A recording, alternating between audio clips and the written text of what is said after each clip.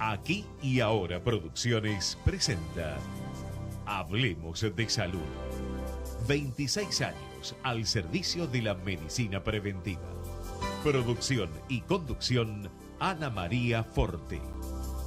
Columnista, el doctor Mariano Favalón.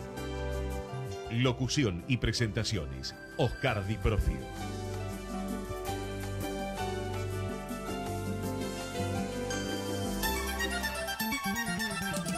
La fuerza del campo está en el trabajo de su gente y la fuerza del trabajador está en la UATRE, Unión Argentina de Trabajadores Rurales y Estibadores. Cuando el juego se vuelve una necesidad, deja de ser un juego. Entre todos, podemos prevenir la ludopatía. Pedí ayuda llamando al 0800-444-4000. Buenos Aires, provincia. Entre todos, podemos más.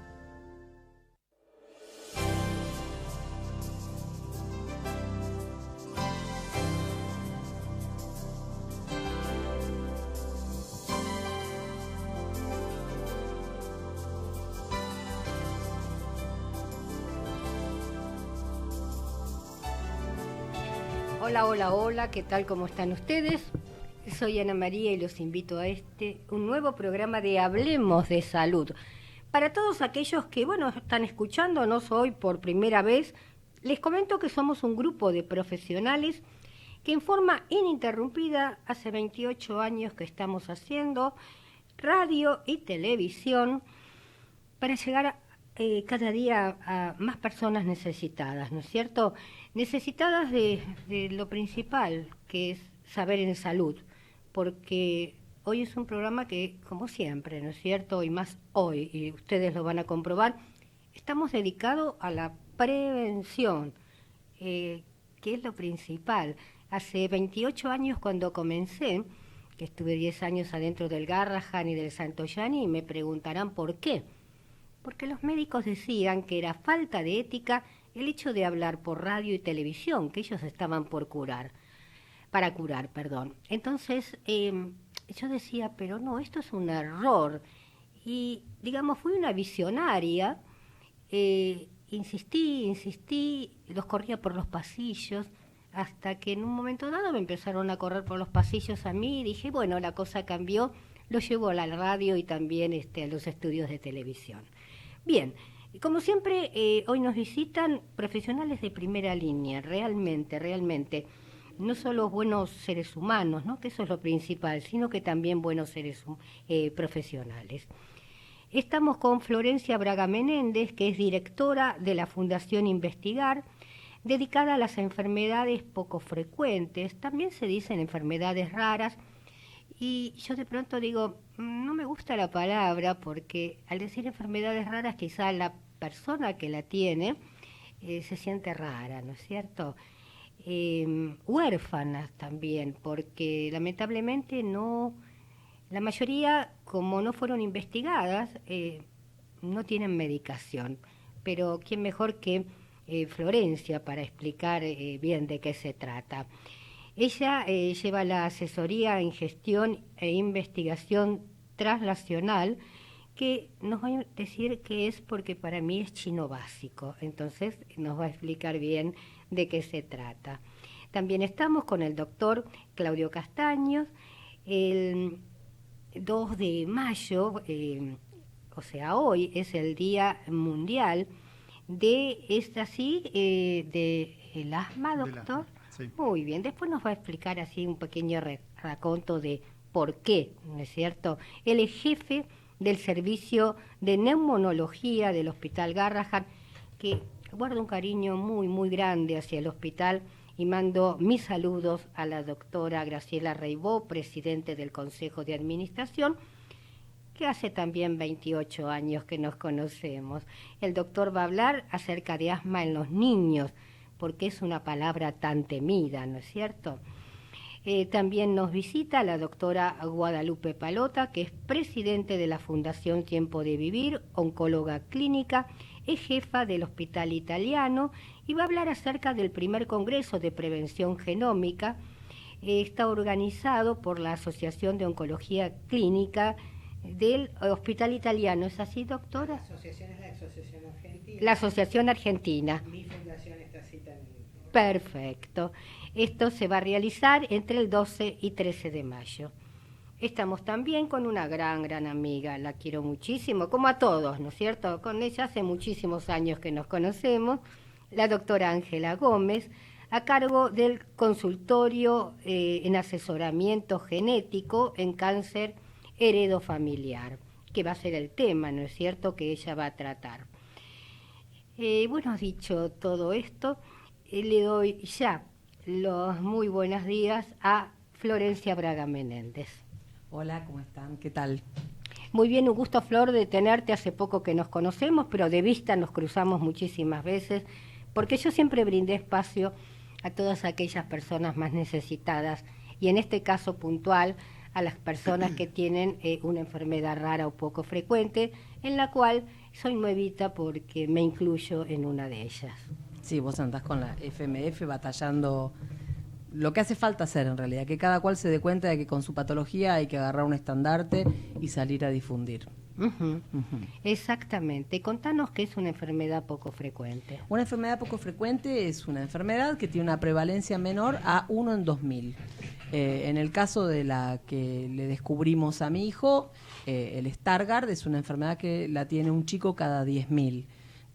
Todas las enfermedades poco frecuentes tenemos en común, compartimos el horrible hecho de estar años sin diagnóstico, los diagnósticos siempre llegan tardíamente. Esto no es culpa de los médicos, porque las entidades que ven los médicos durante su carrera, a lo largo de la carrera, puede llegar a ser alrededor de 800, y están descritas en la base Orphanet unas 8.000 patologías poco frecuentes, y esto va creciendo porque en la medida en que se va desagregando el origen de cada una de estas patologías, un cáncer que por ahí parecía súper frecuente, no sé, cáncer de mama, cuando vos vas a la situación de su origen, y su origen en términos de genómica va a determinar el tipo de terapéutica que finalmente tenga, finalmente es una enfermedad de baja prevalencia. O sea, cuando uno va a la razón de ser de cada una de las patologías, es bastante probable que nos encontremos con que el número de patologías de bajísima prevalencia sea mucho más de lo que tenemos ahora en Orphanet, en esta lista 8.000. Entonces, cuando el médico se encuentra con 8.000 preguntas, es imposible que tenga 8.000 respuestas. Lo interesante sería que desde la formación médica se habilitara mucho más al profesional a dudar y a pensar en trabajar en equipo. Eso es lo que digo. De pronto, mi enfermedad me la descubrí yo. Soy periodista médica, realicé casi 9.000 entrevistas a lo largo de estos 28 años, pero no soy médica. Pero era tal la necesidad que yo tenía de saber lo que a mí me pasaba, y hay algo muy importante. Yo decía, mi papá tiene los mismos síntomas, hasta en las mismas fechas tiene lo que ahora sé que se llama crisis. Mi hija tiene algo semejante, mi hijo también. Yo no tengo 8 enfermedades. Acá hay una sola enfermedad. Claro. Yo no fui escuchada. E incluso uno de los últimos médicos que a mí me vio, y los amo porque los conozco de muchos años y convivo, llevo 7 entrevistas por semana, convivo con ellos, pero es como que tienen, es feo decir orejeras, ¿no? Bueno, es diabetes, es el corazón, es lo que le enseñaron. Entonces, lo bueno sería que se amplíe el campo y que tengan una materia, que tengan un curso, que tengan Ana, sé qué cosa, para lo que hace esto falta exista. Es política pública de Estado. Cuando el Estado entiende que hay una problemática, tiene que arbitrar los medios como para abordarla. Entonces, cuando nosotros vemos que una patología que tiene pocos pacientes, va a ser difícil que acceda a un tratamiento porque no tienen forma ni siquiera de desarrollar las fases tempranas para hacer la investigación respecto a la eficacia de potenciales drogas, tenemos que entender que la estrategia tiene que cambiar. Nosotros desde el mundo de las EPOF, de las enfermedades poco frecuentes, porque como vos creemos que la palabra raras es estigmatizante, entonces estamos tratando de correrla del lugar, consideramos que el universo de producción de respuestas para nuestras patologías es absolutamente abordable. No es que es una cuestión que, ¿y ahora cómo se hace? Porque nadie va a poder investigar para 3 tipos. Garrod fue el tipo que descubrió la función del gen. Y Garrod descubrió la función del gen, te estoy hablando de 1800 y pico, estudiando la alcaptonuria, la enfermedad del pis oscuro, el pis que se oxida y se vuelve negro en contacto con el aire. Esta enfermedad no tiene ni Magoya. Y sin embargo, a partir de estudiar el alcaptonuria, Garrod logró establecer la función del gen. Como el gen produce proteínas, algo que ha servido a toda la medicina, a toda la ciencia, y las enfermedades prevalentes más de una vez se benefician de la situación que significa investigar a las poco prevalentes. Si te pones a pensar, las poco prevalentes en total sumadas somos más del 8% de la población mundial, con lo cual es una masa crítica interesante en términos políticos. Exacto. Nosotros lo que hacemos es favorecer la reunión de pacientes y la organización de estos pacientes para que puedan ellos mismos arbitrar dentro de la mesa de discusión condiciones para la aparición de sus tratamientos. O sea, en el mundo de la CEPOF tenemos claro que hacen falta, para conseguir tratamientos, hacen falta los gobiernos, las instituciones académicas, los médicos, las universidades, los hospitales, los científicos, la industria farmacológica y nosotros los pacientes. Esas 4 patas de la mesa imprescindibles tienen que estar articuladas. ¿Y vos en este momento crees que se está trabajando en esto? Yo creo que es un desastre lo que está pasando, honestamente. Sí. La ley nuestra, la ley 26689, está reglamentada, establece... ¿Desde cuándo está reglamentada? Desde el año 2015. Y establece que haya un programa nacional de enfermedades poco frecuentes, establece que ese programa tiene que poder armar, construir los registros de las patologías, cosa fundamental, que los médicos denuncien las patologías a registros. Esta información está anonimizada, no hay riesgo de que esa información circule de manera irresponsable. O sea, hay 10.000 formas de establecer políticas. El caso más concreto... Lo que creo es esto, estoy de acuerdo con vos, pero si el médico no está capacitado para descubrirla, yo pienso que es el primer eslabón. Sí, pero el médico nunca va a saber de la genómica imprescindible para poder interpretar 8.000 manifestaciones. Lo concreto que el Estado sí puede hacer es preparar a los médicos en relación a que haya centros de referencia por áreas. Entonces, suponete, más allá de que una sindrómica pueda abordar un target y después aparecer por otro lado, existen formas de que en los centros de referencia, cuando una persona se acerca por una patología que le pegó en los ojos o le pegó en el oído, el tipo tiene ahí hay bases de datos organizadas de esa manera para que vos puedas pensar, esto por ahí puede llegar a tener que ver con esto otro que en realidad es una enfermedad de origen hepático. Ponele, estoy delirando, digo cualquier cosa. ¿Y vos, por ejemplo, pensás que a los laboratorios no le conviene porque, entre comillas, se dice que hay 1.000 personas en Argentina con fiebre mediterránea familiar? Cuando yo me quise ir a inscribir, digo, soy la 1001, no hay registro. Entonces son macanas. Yo creo que el único gran ausente es el Estado, honestamente. Estoy preocupadísima por eso. Te digo, yo estoy trabajando ahora con una patología que es la polineuropatía amiloidótica familiar. El problema, vos hoy hablabas de prevención. En el caso de la enfermedad de mi hijo, por ejemplo, del Stargardt, el desarrollo de la degeneración macular de mi hijo, más allá de que yo estuve 7 años sin diagnóstico, iba a ser inevitable. No es que por haberlo descubierto 7 años tarde, Felipe perdió muchísima más vista. Pero, sin embargo, ha habido todo un otro impacto de estrés emocional. No te puedo explicar la bomba atómica que es en una familia no saber qué es lo que le pasa a una persona querida. Totalmente. Yo creí que mi hijo por ahí tenía un tumor en la cabeza, no entendía, pensé que era yo la idiota que no sabía vincularse con los oftalmólogos. Lo llevé a ver a todos los capos y me decían cualquier pavada.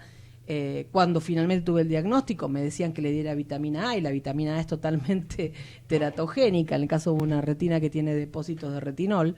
Bueno, la cuestión es que lo que nosotros sí vemos es que hay una carga secuelar en el diagnóstico tardío muy importante en las enfermedades de pronóstico fatídico. Por ejemplo, en la amiloidosis que yo estoy trabajando ahora, el grupo que estoy trabajando de amiloidosis, todos los pacientes han tenido años de circular diciendo que tenían pinchazos en los pies, falta de sensibilidad, ampollas jodidas en las plantas de los pies, se les duerme, pierden la sensibilidad a la temperatura y todos llegan tarde. El tema es que como es una enfermedad de herencia dominante, lo que sucede es que cuando encontrás a uno, por más que ese uno tenga la enfermedad en un estadio que casi no se puede abordar desde lo clínico, tenés un montón de otros hermanos para estudiar y parientes para estudiar. Entonces empezás a trabajar rápido con el árbol genealógico a ver cómo podés hacer para detectar quiénes son los que están en situación de desarrollar la enfermedad, porque esos sí pueden tener un abordaje terapéutico. Y el problema ahí de nuevo es el Estado, porque el Estado tarda muchísimo en otorgar las drogas. Las drogas además no se dan no se las sostienen en el tiempo con la frecuencia que hace falta. Entonces los pacientes están desesperados porque saben que un mes la tienen y otro mes no, y eso resulta, de nuevo, otra enorme bomba atómica a su estado general. O sea, nosotros necesitamos un Estado que entienda que esto no es chiste. Hasta ahora mi sensación personal es que nos toman el pelo. Quiere decir que el Estado nunca se ocupó, que esto no es, dejando de lado toda bandería política, que no es de ahora. Esto viene de arrastre, porque si no estaría solucionado.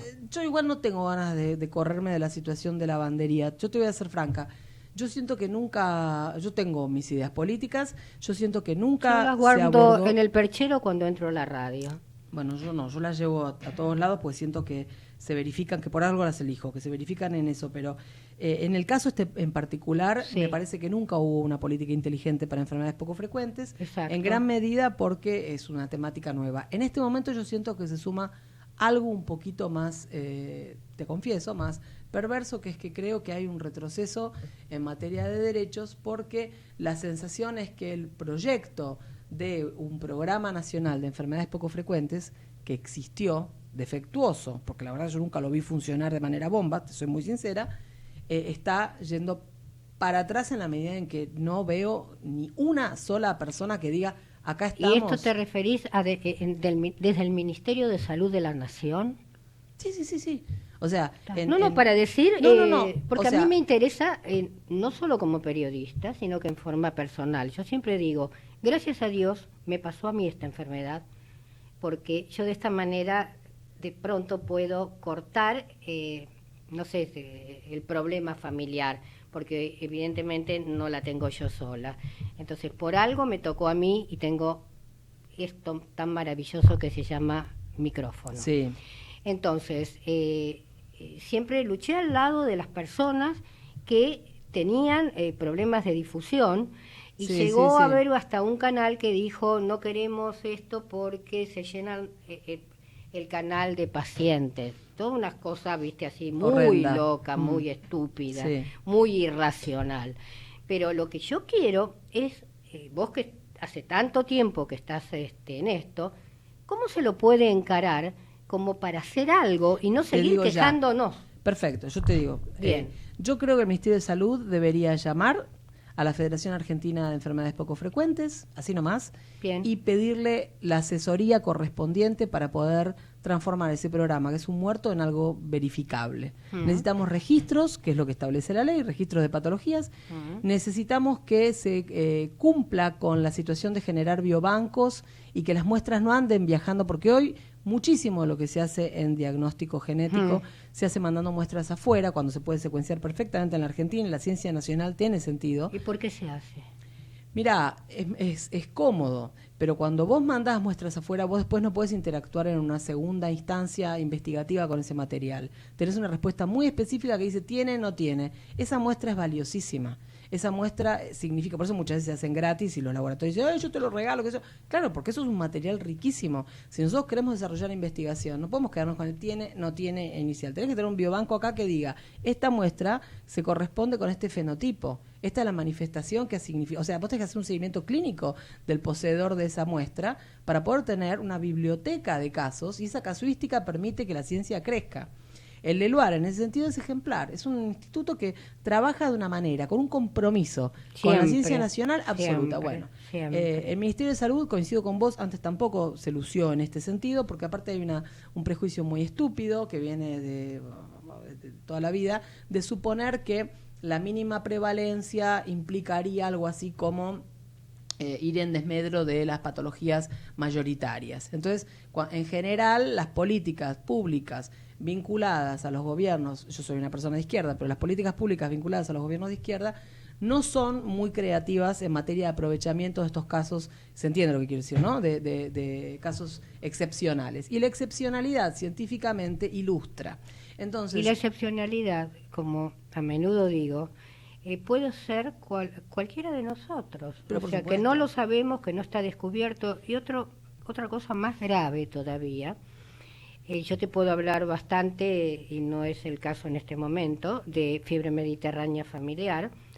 Hay muchísimas enfermedades como fibromialgia, polimialgia, muchos mialgia, dolor, no es ninguna enfermedad, que están subdiagnosticados, o sea, quiere decir mal diagnosticado. Yo, en la medida muy humilde que estoy pudiendo, estoy investigando porque es impresionante y hablo con las personas y pido que por favor se saquen un ADN, porque la mayoría, y te diría que mínimo un 20% de las polimialgias son fiebres mediterráneas familiar.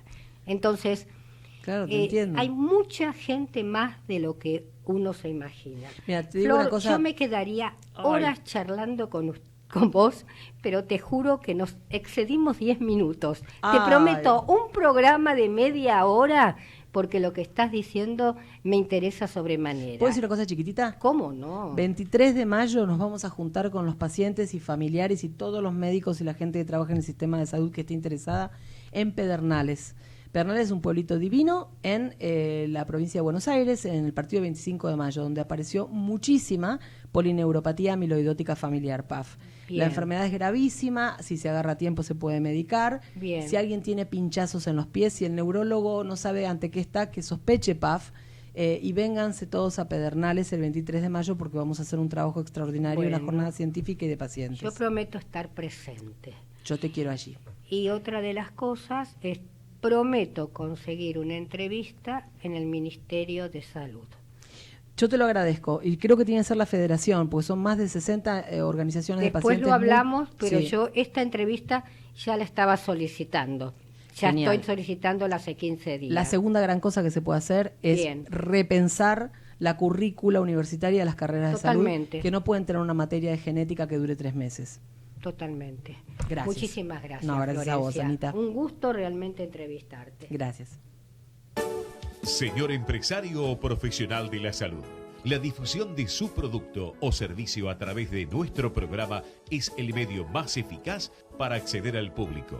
Comuníquese con el Departamento de Publicidad 154-989-0420.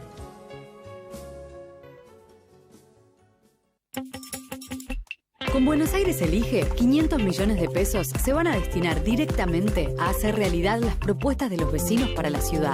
Registrate en buenosaires.gov.ar/PAElige. Subí tus ideas para la comuna que quieras y también apoyá las que más te gusten de otros vecinos. Las propuestas más votadas van a volverse realidad. La ciudad es mucho mejor cuando la construimos juntos. Buenos Aires Ciudad. Vamos, Buenos Aires. Casa Mario. Amplia variedad en artículos de librería, escolar y papelería comercial. Libros de textos, insumos de computación y equipos de oficina. Avenida Juan Bautista Alberdi, 6694 Capital. Teléfono 4-687-3320.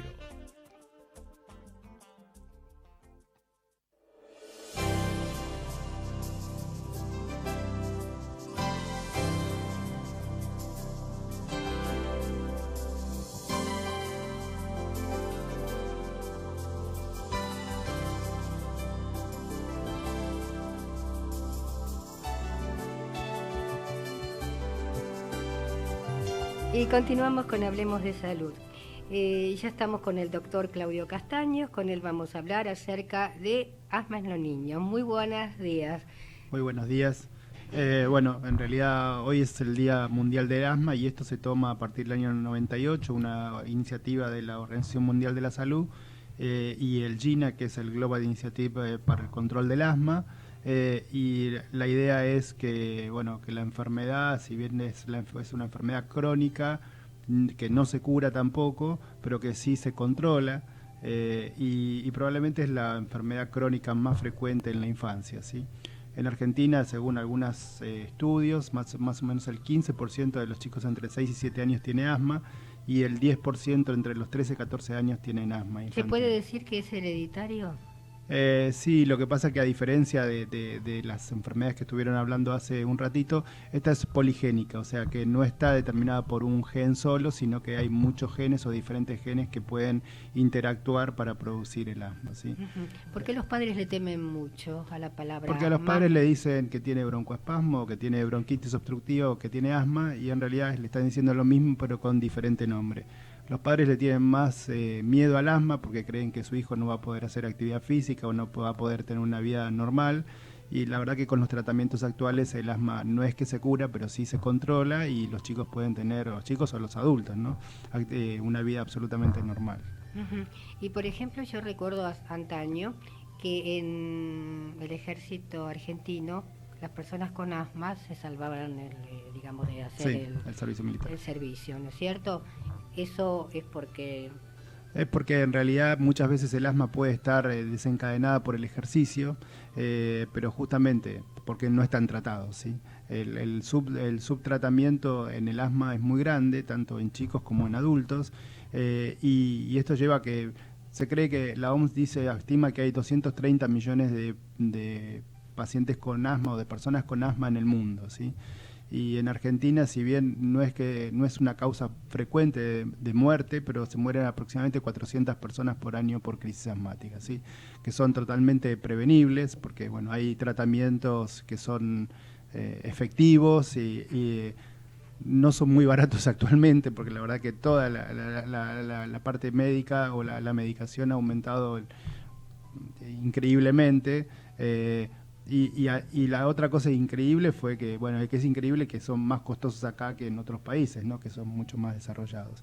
Pero sí es una enfermedad que se puede controlar y que los pacientes pueden hacer vida absolutamente normal. Hay campeones olímpicos asmáticos, ¿sí? O sea, pacientes que hacen actividad física de muy alto rendimiento.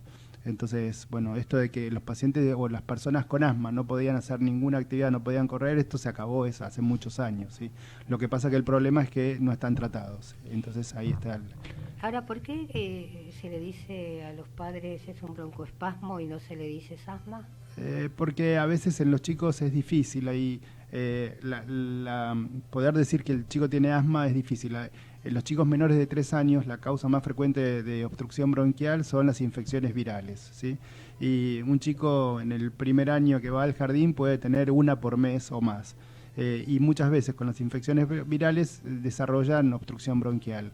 Pero después de los 3 años no tienen más. Y esto es en realidad relacionado con que lo que los estudios muestran es que sobre todo los varones tienen como la vía aérea más pequeña y esto condiciona que tengan más obstrucción bronquial, que después de los 3 años se desarrolla la vía aérea y entonces dejan de tener obstrucción. Entonces, hasta los 6 años o hasta después de los 3 es muy difícil decir tuvo asma y tiene asma. En realidad hay como una barrera a los 3, yo lo que digo a mis pacientes a los 3 es, bueno, si tuvo antes de los 3 y después sigue teniendo, era asma y bueno, y tiene asma ahora. Lo que pasa que a veces es difícil antes de los 3 años poder decir que tiene asma, ¿sí? Me parece que igual la cosa, que los tratamientos son los mismos, no es que cambia el tratamiento. Si yo tomo un chico que tenga obstrucción bronquial antes de los 3 años y aunque no tenga asma, yo lo voy a tratar igual que en realidad con medicaciones que son para el asma, ¿sí? Y Castaños, ¿qué es cierto o es mito el hecho que antiguamente se decía el chico está con asma, tiene que irse a Córdoba? No, eso es una mentira, o sea, en todos los climas, en todos los lugares del mundo, o sea, no hay, el asma no respeta ni climas, ni religiones, ni razas, ni nada, todos lo pueden tener, ¿sí? ¿Un chico asmático es asmático de por vida? Sí, lo que pasa que, bueno, hay estudios en países desarrollados como Australia que tienen programas de seguimiento muy grandes, que lo que hacen es, cada 7 años lo fueron viendo, chicos que agarraron a los 7 años y ahora ya llevan por los 60, y lo que ven que el asma tiene periodos en los que está controlada y entonces no tiene ningún síntoma, y después por ahí chicos que tuvieron hasta los 10 años de asma, después dejan de tener y a los 30 años tienen una infección viral y empiezan de nuevo con asma, ¿sí? O sea que es una enfermedad que lo que tiene es que no se cura, sí se controla, y que tiene periodos en los que está mejor el paciente y puede dejar la medicación y periodos en los que necesita medicación. Por ejemplo, estas crisis le puede dar 3 y 4 crisis por mes. Le pueden dar o más también, ¿sí? O sea, los síntomas que pueden producir son síntomas diurnos y nocturnos, y los síntomas nocturnos pueden estar 3 o 4 veces por semana. Síntomas nocturnos son tos seca nocturna a la mitad de la noche, es un síntoma muy común de chicos con asma. Y después, o si no, disnea o disnea de ejercicio, que es los chicos hacen actividad física y empiezan a toser o tienen sibilancia. Sibilancia es como un silbido, yo le digo como si fuera un gato en el pecho. Cuando se ríen mucho empiezan a toser también, y eso es otro síntoma de asma, ¿sí? Que muchas veces lo único que hacen es decir tengo tos y nada más, y es como una tos crónica que muchas veces los pacientes la llevan por años y que nadie se las trate. Y esto perturba mucho a la familia y preocupa, ¿no es cierto? Sí, sobre todo a los padres a la noche los perturba mucho, Claro. porque es la queja más frecuente, es la tos de los chicos a la noche, que no puede dormir nadie en la casa. Esa ¿sí? tos seca, dicen, Exacto, ¿no? sí. Y de pronto algunas mamás o papás lo ponen en un baño con vapor, ¿eso es bueno? En realidad, cuando son chiquitos y tienen un cuadro gripal, el mismo virus le puede dar tos, y bueno, el vapor lo puede mejorar. Cuando es una crisis obstructiva no puede empeorarlo, incluso no puede mejorarlo, sino que incluso lo puede empeorar, ¿sí? Por ejemplo, ¿qué tipo de medicación se le da en estos casos? En realidad hay como 2 tipos de medicaciones. Medicaciones para las crisis, que son broncodilatadores y corticoides por vía oral, y después hay para prevenir, que en general son corticoides inhalados, ¿sí? La gente le tiene mucho miedo al famoso Ventolin, perdón que de un chivo, pero porque todo el mundo lo conoce, y en realidad es una medicación broncodilatadora que lo que hace es beneficiar, o sea, que se le pase la obstrucción y que el paciente esté mejor, y muchas veces evita internaciones, ¿sí? Y las otras medicaciones que también los pacientes tienen mucho miedo son los corticoides. Los corticoides, está bien, uno le tiene que tener miedo cuando uno tiene que usar corticoides por largo plazo y con dosis muy altas Y y no por puede vía ser oral. automedicado. Claro, pero cuando son corticoides inhalados, el corticoide inhalado es un corticoide que actúa localmente, que tiene sí algunos efectos adversos, pero que bueno, que uno controlado y recetado, y que incluso en los chicos uno puede hacer periodos de descanso. En el verano muchas veces los chicos no tienen ningún síntoma, entonces pueden descansar de los corticoides inhalados y evitar todos los efectos que pueden tener a largo plazo, ¿sí? También esto es algo antiguo, ¿no es cierto? Ya se superó, pero bueno, quizá hay hogares que no, que el hecho de que tiene que estar con eso, que no quiero decir el nombre yo, que no puedo, el inhalador, ¿no? El inhalador, sí. Que es como que quizás se siente mal al lado de los compañeritos, ¿no? Sí, en realidad me parece que se siente peor si no puede hacer actividad física, por ejemplo, ¿no? Totalmente, Entonces, pero bueno, son esos mitos que quedan. Sí, me parece que el otro mito es que se va a acostumbrar a la medicación. Exacto. Y nadie se acostumbra. Lo que pasa es que cuando uno lo deja de usar, sobre todo los corticoides inhalados, que son medicamentos que lo que hacen es prevenir las crisis, cuando deja de usarlo puede pasar que vuelva a tener crisis, ¿sí? Claro. Bien, Castaños, me quedaría horas charlando con vos. Excelente, clarito y al pie. Muchas gracias. Vamos a ese corte tan pedido. Vamos la radio, somos tu voz. Vamos con Eco, siempre la verdad y la mejor información. Ay, pero qué tarde, ¿qué se me hizo? Me tengo que apurar porque si no, no llego.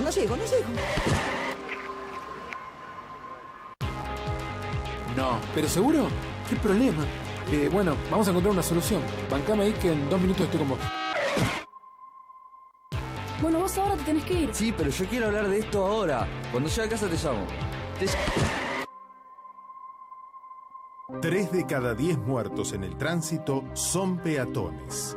Cruzá siempre por la senda peatonal o esquina, respetando los semáforos. Allí, todos los vehículos deben darte prioridad. Luchemos por la vida.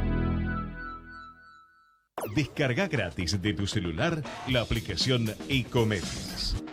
Podés escucharnos en vivo, informarte con las últimas noticias y entrevistas en audio y video. Búscala y bajate la aplicación Ecomedios. Podés vernos en vivo en ecohd.com.ar. ecohd.com.ar. Conectate con nosotros. Línea directa 4-325-1220. Si usted tiene alguna inquietud sobre su salud o la de su familia, Hablemos de Salud les responde vía mail.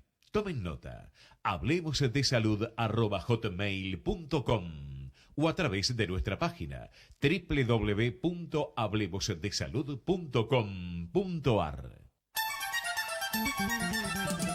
La fuerza del campo está en el trabajo de su gente y la fuerza del trabajador está en la UATRE, Unión Argentina de Trabajadores Rurales y Estibadores. Cuando el juego se vuelve una necesidad, deja de ser un juego. Entre todos, podemos prevenir la ludopatía.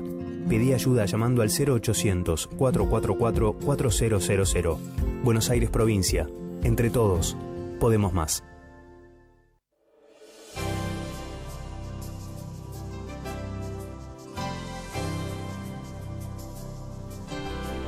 Y continuamos con Hablemos de Salud. Estábamos hablando acá entre el grupo de excelentes profesionales que realmente los temas muy interesantes, que tenemos que ser rápidos, ¿no es cierto? Porque el tiempo vuela, pero bien merecerían charlas de media hora los médicos. Y ya estamos con la doctora Guadalupe Palota, que ya en otra oportunidad estuvo y realmente llamó bastante gente preguntando acerca del tema, ¿no? En este momento viene a hablar del primer congreso de prevención y genómica, que nos va a explicar de qué se trata. ¿Cómo estás, Guadalupe? Muy bien, gracias por la invitación. Realmente el Congreso un desafío para los oncólogos, porque nosotros lo único que no hacemos es prevención. Así que fue realmente aprender mucho.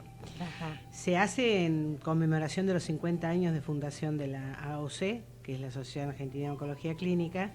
Realmente fue una iniciativa de nuestro actual presidente, el doctor Lacaba, y realmente ahondando en todo esto hemos encontrado que nuestro país está, como dicen todos, ¿no es cierto? Todo desperdigado, todo hay que está por hacer, todo hay muchos expertos, pero a veces hablando solos, ¿no es cierto? Y es importante porque nosotros quisimos hacer un congreso que no fuera solo para oncólogos, sino que fuera para médicos en general y también difundirlo al público. Este es el objetivo mayor, ¿sí?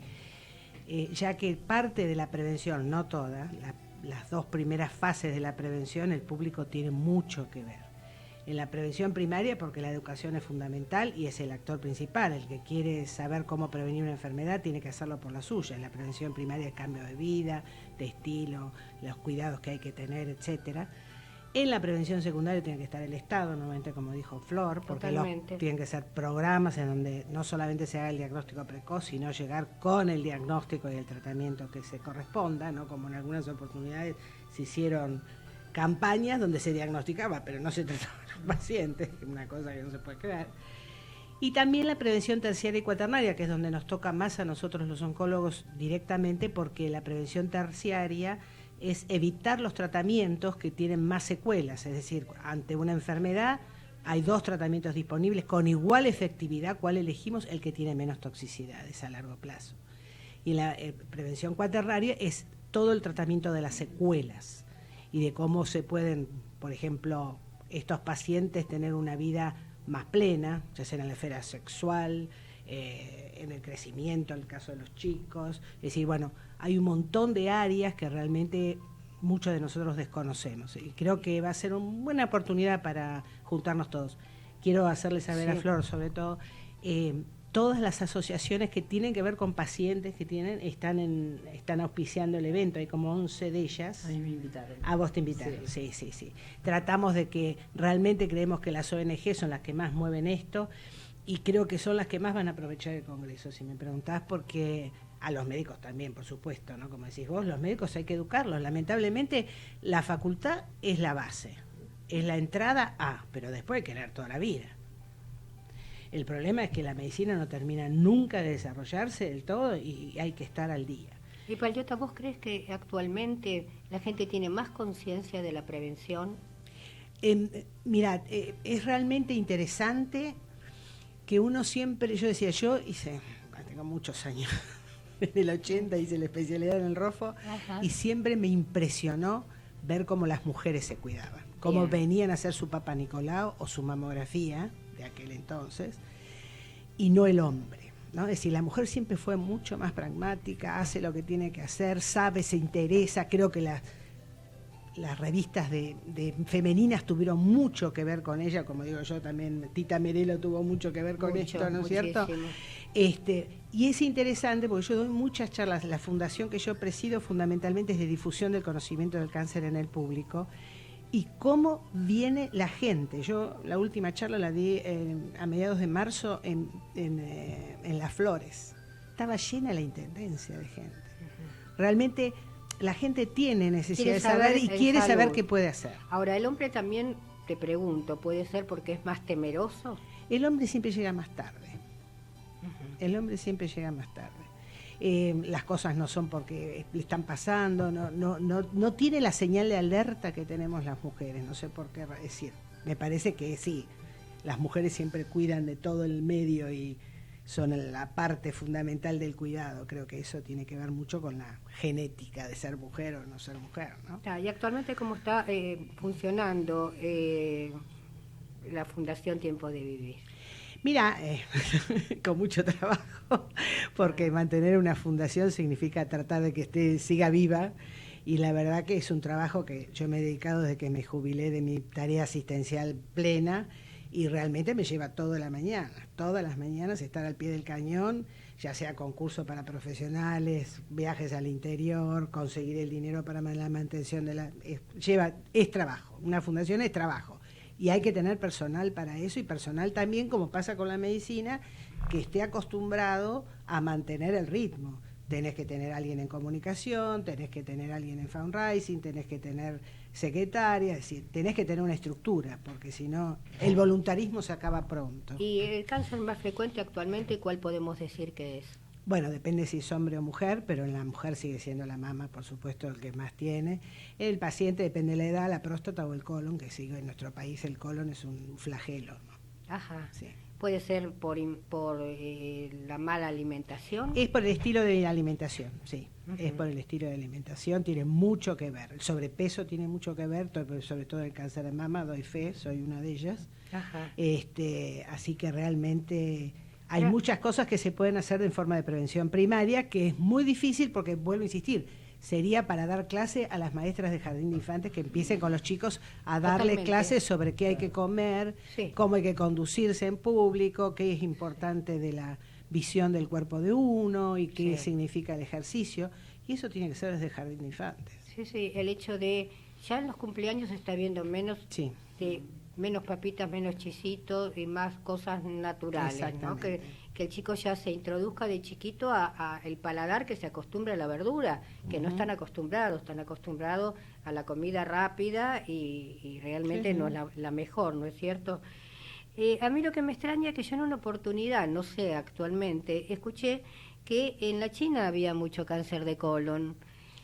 Y dadas las características del chino, no da, vos sabés ¿no? que en China el tumor más frecuente hasta hace 20 años era el tumor del hígado. Que es el hepatocarcinoma. Y eso era porque los chinos tenían endémicamente hepatitis B y C en forma, pero endémica, toda la población. Comenzó la vacunación hace 20 años y ya declinó la cantidad de hepatocarcinoma.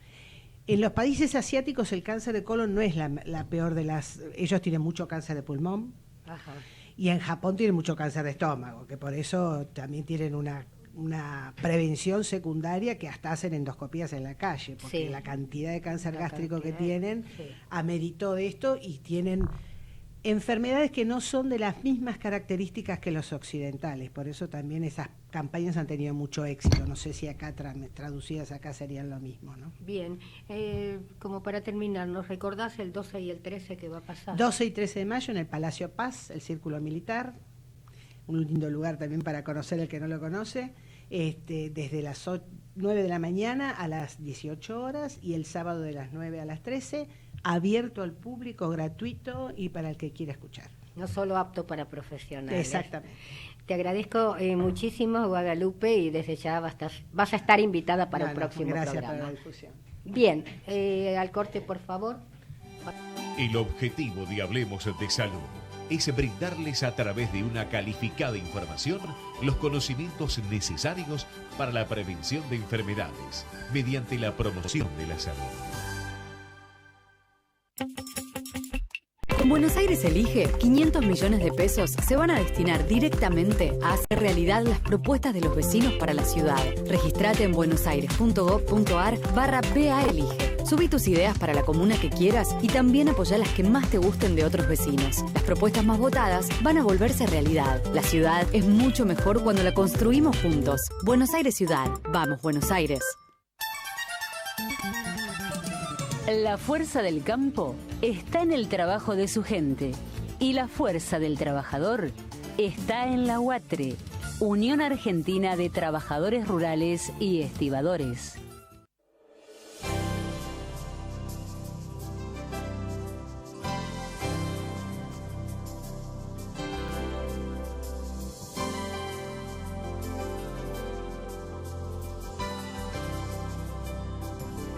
Y continuamos con Hablemos de Salud.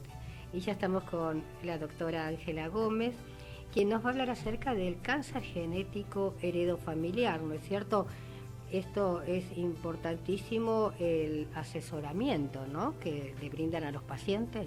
¿Qué tal, Ana? Gracias por Al estar de contrario, vuelta un verdadero y escucharme. gusto. Esta fascinación por la medicina que vos tenés la sigo manteniendo yo a lo largo de la vida, y el avance de la tecnología ha permitido, justo con lo que estaban hablando acá las profesionales con charlas fantásticas, ha permitido muchos avances, entre ellos determinar algunas cosas que antiguamente se podían llegar a sospechar y ahora tienen un nombre y un apellido. De los cánceres en general, se sabe que la estadística de aquellos que van a tener una herencia familiar por una alteración que lleva uno adentro de sus cromosomas, acordate que es lo que tenemos como información para ser lo que somos exteriormente, es entre el 5 al 10%. O sea que de la totalidad de los cánceres va a haber un 5 a un 10% que va a ser una tendencia familiar marcada hereditariamente y que se puede descubrir con un análisis de sangre. Esto se ha podido hacer indudablemente por el avance de la tecnología, así como todas las prevenciones. ¿Y esto por qué es importante? Porque la gente que tenga esta alteración genética, que vamos a llamar mutación, lo había dicho Flor antes, nuestro organismo se expresa, ¿sí?, con reacciones químicas que producen cosas. En la producción de las proteínas, que son lo que van a formar nuestro cuerpo, hay una falla determinada genéticamente en estas familias, que en algunas las conocemos claramente. Si vos tenés un poquito de memoria, creo que esto ha tomado mucho más vigencia el caso de Angelina Jolie, donde ella, ante un cáncer de mama y un cáncer de mama en la madre, estudió sus cromosomas y encontraron una mutación en un gen llamado BRCA, que es el que tiene más resonancia en este momento. Pero la realidad es que hay un montón de síndromes genéticos que corresponde a esta mutación en el gen BRCA, se llama cáncer mama-ovario, porque son los dos más frecuentes de aparición en las familias que tienen esa mutación, pero hay un montón. ¿Y vos crees que todos los pacientes tienen que asesorarse genéticamente? En realidad creo que aquel paciente que tiene un cáncer busca en el oncólogo que lo trata un asesoramiento. Más que nada porque uno teme no solo por sí, sino por la familia. Ahora, como el conocimiento está más difundido, por supuesto que esto lo busca con muchísima más intensidad.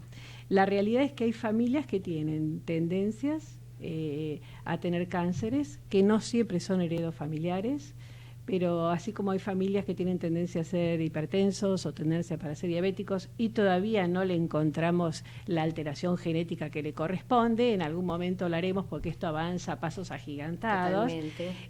Lo que sí se sabe es que hay un 25% de los cánceres que tienen tendencia familiar, que no van a tener la mutación hallada, van a tener que tener un cuidado diferente en la búsqueda de este problema en su grupo familiar, pero no tan importante como el que tiene una mutación. La realidad es que el que tiene la mutación tiene susceptibilidad a tener cáncer no solo en un órgano, sino en muchos. Por eso necesita un cuidado particular, porque lo va a desarrollar según la mutación, ¿sí?, mucho más tempranamente que el que tendría cualquier persona en general para ese problema. La palabra cáncer antiguamente asustaba muchísimo. En este momento pienso que también, pero quizá como hay muchos estudios, ¿no es cierto? Existe el ADN, es algo más fácil. En realidad creo que la palabra sigue asustando, a todo el mundo. Creo que el temor a morirnos y al dolor es algo que llevamos innato y que, bueno, uno lo puede manejar de diferente manera. Y para llegar, por ejemplo, a un diagnóstico, ¿es accesible? En realidad, ahora es mucho más fácil. Como todos son estudios modernos, hay una avidez de los laboratorios que los desarrollan como para que esto se pueda difundir. Así que mucha más facilidad. Hay una cantidad de genes, ¿sí?, que se pueden secuenciar, o sea, leer con mucha mayor facilidad año tras año. Eso va mejorando, y ante el interés de lograr impactar en esa enfermedad desde un tratamiento específico hace que también la búsqueda de los pacientes y el desarrollar la medicación adecuada hace que esto se vaya difundiendo. En nuestro país se hacen año tras año con mayor facilidad. No es económicamente fácil, pero existen algunas posibilidades un poco más lógicas, porque la realidad es que yo hablé de un 5 o un 10%. Aquellas personas que padecen cáncer, que ameritan un estudio genético, no son tantas. Un asesoramiento, todos. Un estudio genético, finalmente, muchísimos menos. Y, por ejemplo, ¿qué es una mutación genética?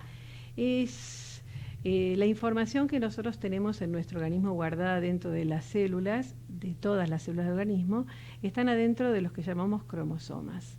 Los cromosomas son un conjunto de genes. Cada gen va a retener la información para distintas proteínas que van a conformar funciones, formas, ¿sí?, estructuras. La mutación es una alteración en ese gen que se traduce en una proteína mal hecha, o una proteína ausente, o una proteína que no puede cumplir su función. Y nosotros somos un equilibrio fantástico, así que cuando algo no funciona, generalmente se traduce en algún defecto mucho más grande. La última pregunta, ¿en qué beneficia de pronto a la familia, ¿no es cierto?, conocer la mutación genética? Porque ya cuando uno conoce que esa familia tiene esa mutación, primero puede decir, como había hablado antes Flor, se hereda. Quiere decir que yo puedo a mis hijos transmitirle ese defecto genético. Y son la mayoría de herencias dominantes. Por lo tanto, 1 de cada 2 de mis hijos va a poder tener esta mutación. Cuando la tengo, ¿sí?, yo sé que tengo que tener un cuidado particular.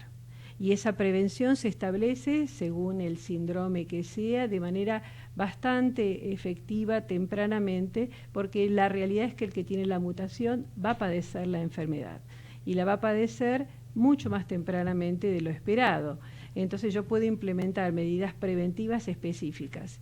Y aquel que no lo tiene en la familia, yo ya me despreocupo. La posibilidad que tenga, por ejemplo, un cáncer de mama, en una paciente que tiene una mutación llega a ser hasta el 80%. El que no la tiene, el 8%. O sea, es enorme la diferencia, y la aparición de la edad también. Uno va a ser antes de los 40 y el otro va a ser a partir de los 55 en adelante. Y la última pregunta, ahora sí, no te quiero dejar ir. Por ejemplo, en este caso también el hombre es más reticente que la mujer. ¿Cómo es esto? En realidad, cuando llegan a la consulta, llegan enviados la mayoría de las veces por el oncólogo que les sugiere esto, y todo paciente que ya está en este momento en instancia de cáncer acepta el asesoramiento, y más cuando tiene descendientes. Bien, Ángela, la verdad que más que clara. Te agradezco muchísimo esta charla. Señores profesionales, realmente me quedaría horas, y es cierto, charlando con ustedes, porque el tema da para mucho más. Así que lo vamos a dejar para un próximo programa.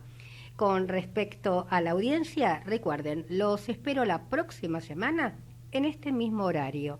Chau, chau.